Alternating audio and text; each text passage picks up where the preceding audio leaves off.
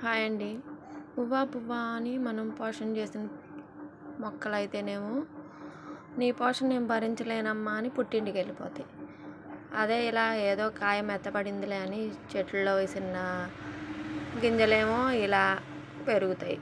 అయినా ఇది పువ్వు వచ్చి పిందెలు అయ్యి వస్తాయా రాదో అని అనుకునే లోపు పిందెలు అయితే బాగా పండియండి. ఇవి మళ్ళీ అవి పెద్ద అయ్యాయి మన కూరలోకి వస్తాయో లేవో టేస్ట్ చేయడానికి అనే ఆలోచనలో ఉండగా మళ్ళీ కోతులు అంటూ వచ్చేసినాయండి. అవి మిగులుస్తాయో లేదో అని డౌట్గా ఉంది. ఇవైతే బాగా వచ్చినాయి పిందెలు, పూతనైతే బాగా పడింది.